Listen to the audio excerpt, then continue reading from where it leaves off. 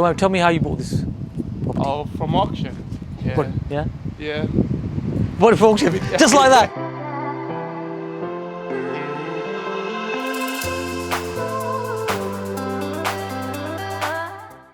So we're gonna go inside and have a look. If that's all right with you, Mohammed? Yeah, that's fine. Yeah.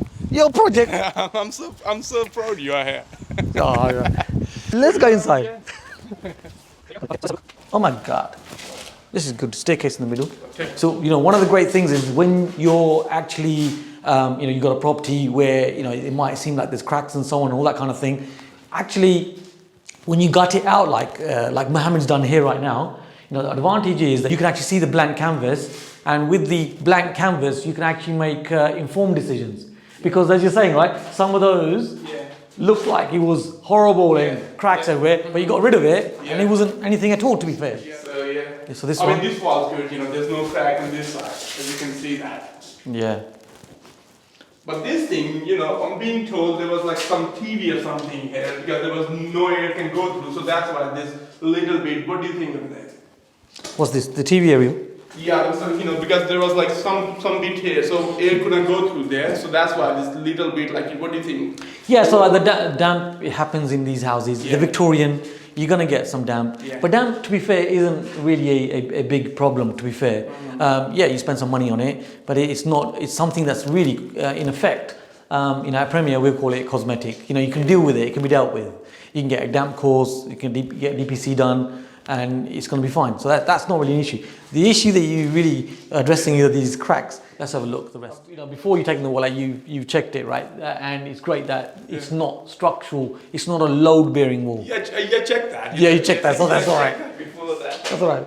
Let's have a look at this space then. Yeah. So in this space, so here is great that you can see the bathroom area. Yeah. So the bathroom area, you've cleared it all out, nice space. Here you had the kitchen, you cleared it all out, you can see a nice space. Yeah. So we can clearly see that the bathroom area It's bigger than kitchen. is bigger than the kitchen, right? Yeah. So what I would do is I would make that the bathroom area. Yeah. Yeah. Now there's going to be a little bit of pipe work and plumbing and so on, but they can do that very easily. It's got to run the pipe through. It's all doable. So let's make that the bathroom. Yeah. This is what I would do anyway. Yeah, that's what Yeah.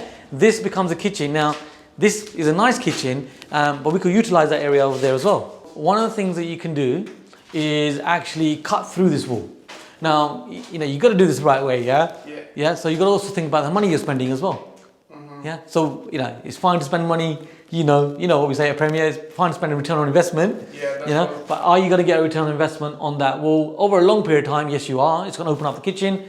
So what I would do is I would contact, just check in with the builders, make sure the contractors to make sure that, it's feasible like this, but you should be fine to cut through. Yeah. You still need lintels and support and things like that. Yeah. So you might need to get building control involved in that. Yeah. So that is one to check. So with a cut through, you possibly might get away with it, but do check with the contractors.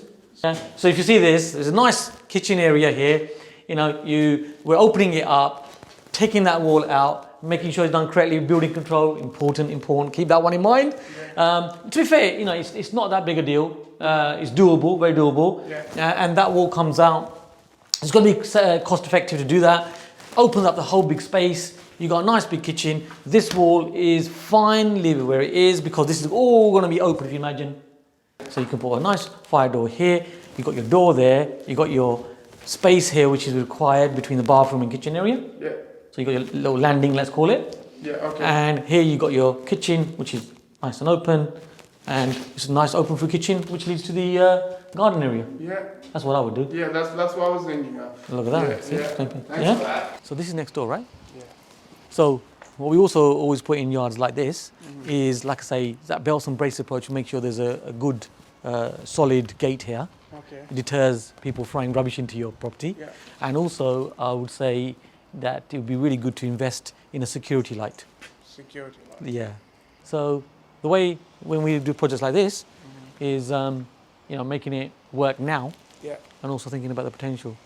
So I would personally revisit projects like this in 3 to 5 years. So Mohammed, this is your first project? Yeah, first Feeling excited? Yeah. Excited and scared same time.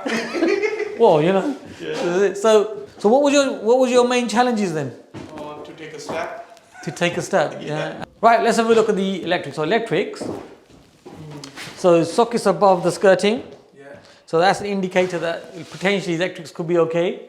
You know, you can change the surface mounts. That's what we would do. We've got to look at the consumer unit because it could be a rewire. But from what we're seeing at the moment, it looks like people have done. Electricians have been in it. They've done things, haven't they? So this, you can make that tidier when you're replastering. They can chase that into the wall. So here's another one of the projects that our Premier Property community are doing. One of our students, Mohammed, has just shown you on what you can actually achieve when you really put your mind to it. And I mean, this guy's really on it. 4 months in to the Premier Property in a circle, and he's on to his second project. 33% plus below market value deal, and he's really living it, taking the action.